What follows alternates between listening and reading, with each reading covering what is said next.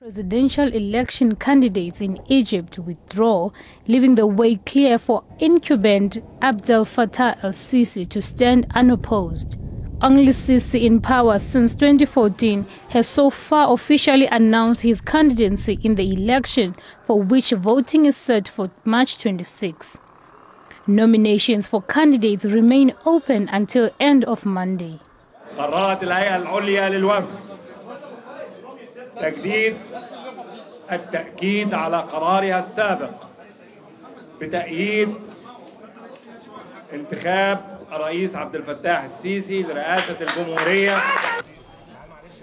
Zamalek Football Club boss Murtada Mansour announced on Facebook on Saturday that he will not be a candidate, despite previously saying that he would. Under Egyptian law, presidential hopefuls must collect endorsements from at least 20 lawmakers or at least 25,000 registered voters, with a minimum of 1,000 signatures from each of at least 15 provinces. The head of the older liberal Wafd party, Saeed El-Badawi, also withdrew and announced a move to back Sisi.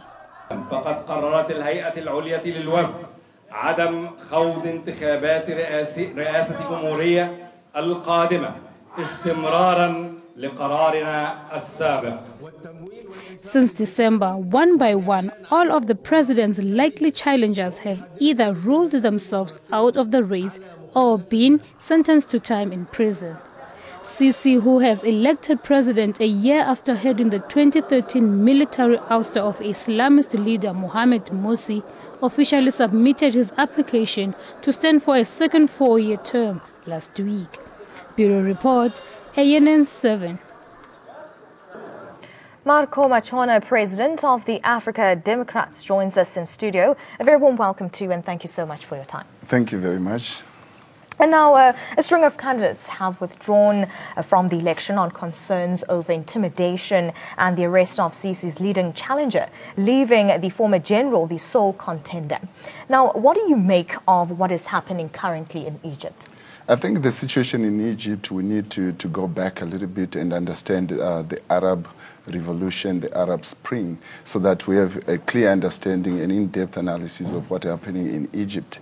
Remember when it started around 2013, it started off in Tunisia, the wave went to Libya, and then of course to Egypt. And all that time, all the leaders of these three countries were under dictatorship, each one of them at least leading for about 20, 25 years. In Egypt, actually, Mubarak was in power for about 30 years. So when you look at that scenario and how they managed to come out of that, it was through the military intervention. A similar situation, of course, if you saw also in Zimbabwe. But going to Egypt, you find that the military intervention actually brought in a different kind of rule in Egypt, which basically the government itself is composed of ex-military personnel, and also the composition of the government itself does not really communicate well with the general public. And also when you look at the relationship between the military government in Egypt and what we perceive as democracy in Africa,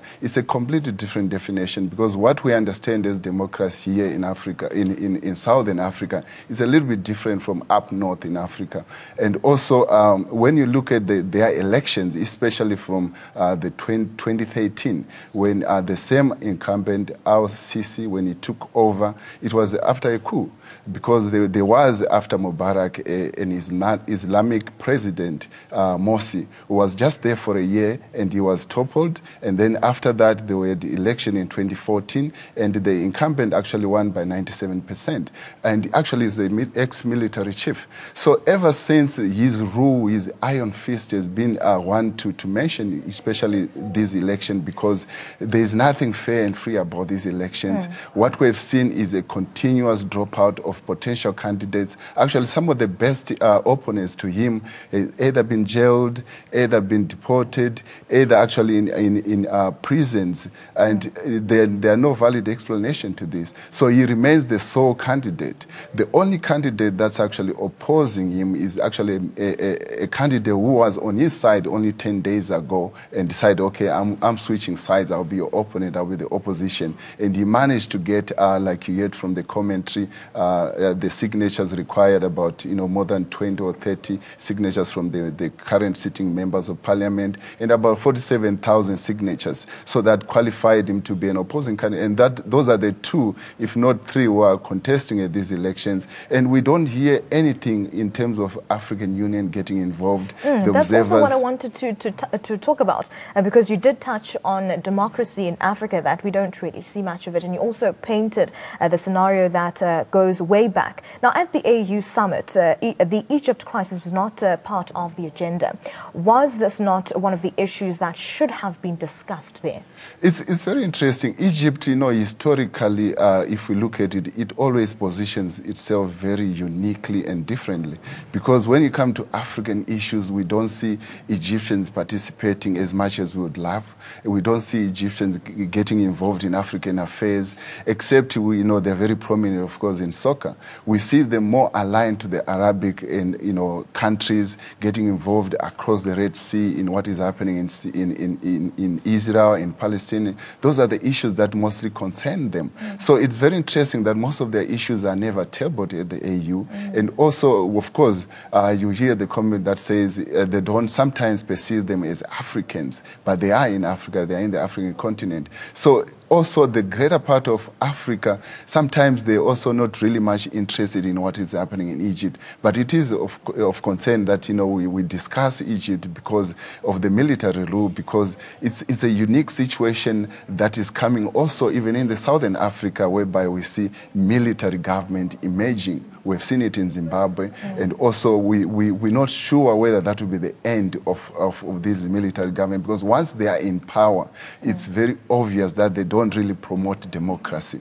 Their definition of democracy is very different, and the suppression, the tactics they use, especially for the opponents, that suddenly there's no opposition, and he's the sole candidate. And now, what could be the result of a boycott that could happen that they are calling for? Just in closing.